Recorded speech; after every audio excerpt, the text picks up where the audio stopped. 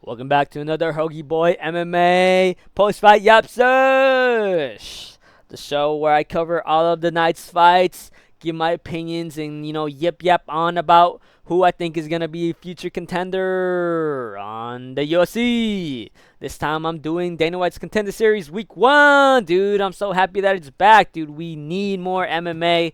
Paramount is giving us complete shit on a platter. And, this would kind of make up for it. But, yeah. All around, I think it was a 6 out of 10 night, dude. This was alright. I thought it would be a bit better. It wasn't amazing, but it also wasn't, complete shite. It was just alright. We got, like, 2 decisions. One of them was complete shite. 2 quick finishes by my boy Bilal Hassan and Anthony Witt. And I guess a couple of upsets, too, by Tom Pellegrino and Joe Cropshot, even though they were kind of the closer fights. But, yeah, dude, speaking of Joe, we had the Land Animal versus AK-47. I choose AK-47 because I thought he was going to go into this fight looking for a takedown immediately. He, in fact, did not do that. He decided to keep it standing against the lanky 6'3" fighter when he himself is 5'9" and has like a 6-inch reach disadvantage. It's crazy, dude. It's crazy. He decided to just almost kind of swing and bang. He was going crazy with the hooks. He didn't really have any straight punches. I think he even landed a couple uppercuts. He was able to hurt the Land Animal in the second round by the end of it, again by going crazy style. But there's ultimately a unanimous decision for Joe Cropshot, dude. All 3 rounds. Yeah, dude. John was just a step, 2 steps behind, dude. John Cropshot was just able to use his length, his reach. Had some good, some really good jabs, some really good teeps against the body of John Koonman. You could see that John Koonman did not like the teeps at all. He was slowing down into the later half of the first round, and then just was not completely gassed, but you could tell he was just gassed, dude. By the end of the second and third round, had no idea why he raised his hand.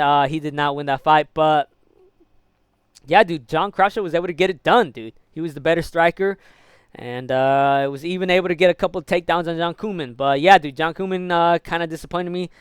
Yeah, dude, he falls to 10-1. My boy Joe Cropshot goes to 8-3. Good for him.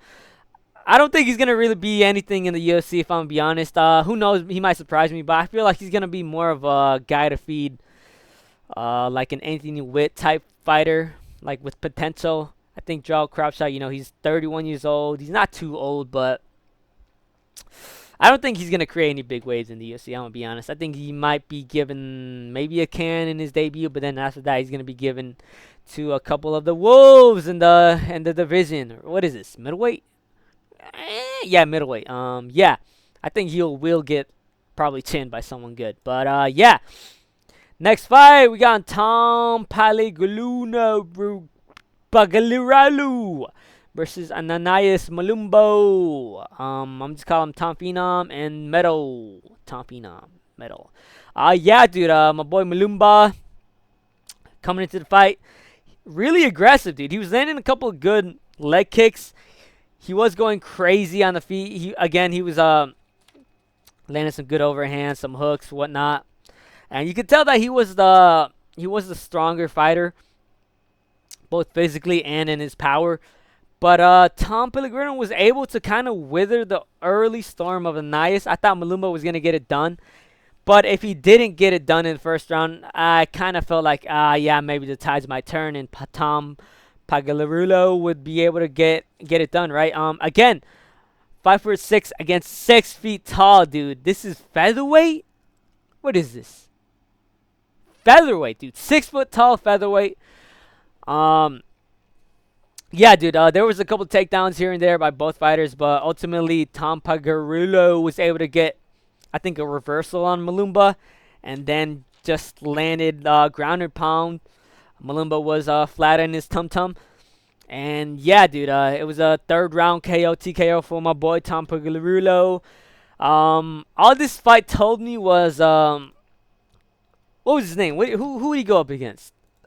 I kind of forgot his name already. Marwan Rahiki, dude. I was just thinking about how mid Marwan Rahiki could be. I know he's undefeated. I know he's got a lot of backing by the Moroccan fans. But this fight just told me that just it just told me that he isn't that good. Malumba really looked terrible, if I'm gonna be honest. They didn't really have a game plan, just looked to kind of hurt the Phenom early, but after that, he just didn't really have anything. I felt like Tom Pagliarulo did a bit better than Marwan Rahiki, and I'm not feeling too good for Marwan Rahiki in that fight against Tommy McMillan. I think my boy Tommy McMillan is gonna knock out Rahiki, dude. Rahiki just he has no chin. He has really good recovery.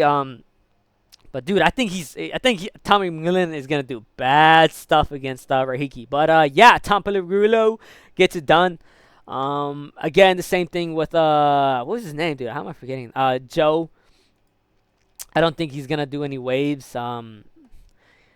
Again, he's 29 years old, not too young, but also not too old. So he could maybe become like I don't know, like a crafty veteran, but I don't think he's gonna hit the top 10. And yeah, I think he might get chin too. But yeah, that's about it. Next fight, Bilal Hassan versus Mirdul Saika, the Crusher, versus the Endo Ninja, dude. Yeah, 8-0 versus 9-1. If you were a casual, you'd think, they're probably, evenly matched. They got good records. They're the same height, almost same reach. Close, both pretty young. But nah, dude. If you've seen Saika's fights before this one, complete cans he's gone against up. Complete Uber drivers. I have no idea where they got these guys to put him up against. But yeah, dude, I said it before. Once he faced real competition in a guy like Aguilulai in the Road to UFC, where he got knocked out in the first 37 seconds, like, dude, this guy's just going to lose to anyone that's relatively good, right? He has not gone against any good competition. His record is really padded, and there's a reason Bilal Hassan was a minus 5,000 huge favorite, dude. And yeah, dude, Bilal Hassan did basically what everyone thought he was going to do. He just knocked him out in the first round within, I think it was a straight right, or an overhand right, I don't remember. But he landed it right. And yeah, that's all she wrote, dude. That's all she wrote. Yeah. Saika just kind of curled up, and Hassan landed ground and pound.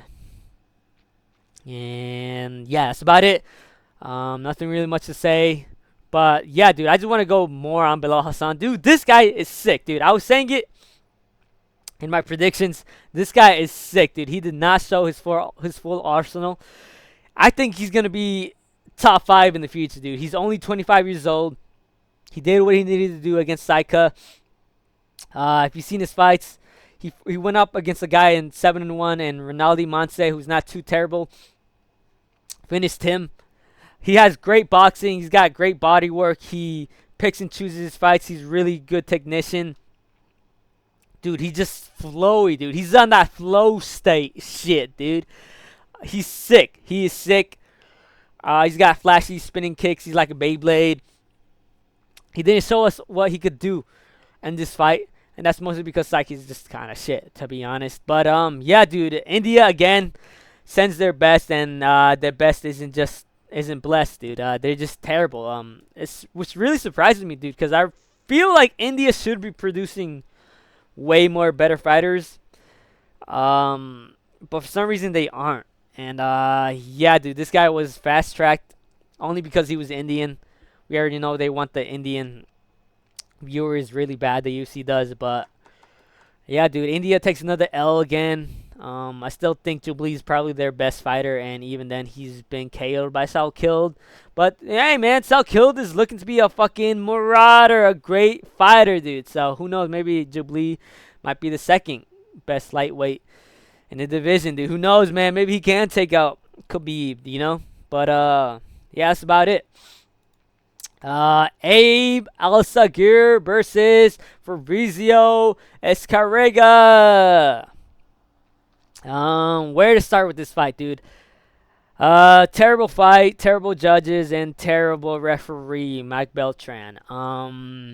Yeah, this was essentially just a takedown simulator and defense takedown defense simulator, dude. Abe just went for takedown after takedown, failing each and every one of them except for like the last two, and Fabrizio just defending the takedowns and reversing and not really doing much. Both of you guys have really bad striking, if I'm be honest. Their strikes looked like shit. Looked like they never took a boxing class in their life. Yeah, dude, they looked pretty shit on the feet, both of them. Abe did have better power, but Fabrizio was landing a bit more. He's kind of got pillow hands. And yeah, it was kind of like a poor man's Rock'em Sock'em Robot. Nothing really happened. Again, just takedowns and takedown defense, and that's about it, dude. Both of you guys are shit. And Abe was given the decision. Also, Mike Beltran kind of fucked up because I think he confused. He stopped the fight when Escarrega landed a completely legal knee. It was not a down opponent. Abe was not a down opponent, but yeah, I feel like that kind of fucked up Escarrega. I feel like maybe he could have landed a bit more damage and won the round. But yeah, dude, it was a split decision. I think one judge gave Fabrizio Escarrega like 30-27, and then the other two judges gave Abe 29-28. I'm gonna be honest, I don't think it was a robbery. I don't think it was a robbery at all, but it was a really shit fight. I'm gonna be honest. It could have gone either way. I feel like if any of these guys just decided to, I don't know, go for broke, they could have probably, won a bit more unanimously and probably maybe gotten the contract. But yeah, dude, terrible. Abe gets it done in the split decision, but both these guys look like shit. They do not look UFC ready. Yeah, that's about it. Disappointing fight. I don't want to say terrible judging, but it was. I think some of those rounds given to A was kind of bad. But yeah, he gets it done. And now the main event, dude. The main event everyone's been waiting for. Anthony Witt, former football player. This dude is jacked to the gills, peeled out of his tree, dude. His piss be melting the cups at the drug center. But yeah, dude, obviously Anthony Witt was gonna win this. There was no other way that this fight was gonna go. Matt Adams is just a blob, dude. His nickname states, he is bad. He is shit even. He is really bad. 28 years of age, dude. He was young. He looks old as hell, dude. His last fight, he beat a guy who was 1-6, right? Complete can. And then Anthony Witt, just look at the dude. Again, he's peeled out of his tree. Former football player, explosive power. He came out in the first round, well, the only round, with some heavy leg kicks. Matt Adams went for a takedown. He got reversed by Anthony Witt, and Anthony Witt just unloaded on Adams, and Adams shelled up like a blob, dude. Yeah, dude.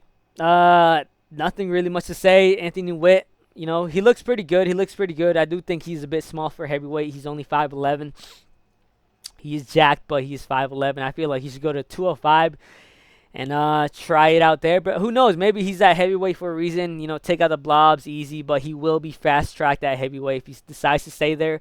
And I don't think he does well against like Walker or Gable Stevenson, or let's say who else? Who else is actually all right at heavyweight? Well, I can't really think of another name, but I think against anyone relatively good, I think he might crumble, right? But he looked good. He did what he was supposed to do, and yeah, good for him. Gets it done. But yeah, dude, 4 of these guys got contracts. Anthony Witt got a contract. Abe did not get a contract. He actually got flamed by Dana White. Dana White actually said that he believed that Escarrega got the win. He believed it was a robbery. Even the commentary team thought it was a robbery. My boy Paul Felder thought so. But again, I thought it was kind of could have gone either way. But yeah, he was just flamed Abe Al-Sagir. Pretty cringy. I ain't gonna lie, dude. Dana White just completely destroying this kid's dreams of becoming a UFC fighter. But yeah, man, that's what kind of happens if you just, I don't know, fight like shit. Bilal Hassan, dude, amazing. He gets the contract. Obviously, can't wait to see him in the UFC. I think he is the future of the division. I think he will get that belt, dude. I'm going to be on the Bilal Hassan hype train from here on out, dude, until he gets the belt, dude. He's going to knock out Joshua Van in the future. I'm calling it now. But, yeah, dude, give him a can or something. A can who will, a bit better than Saika. But so he can so Hassan could show his arsenal. But yeah, Tom Pellegrino got his contract, and Joe Crouchard got his contract.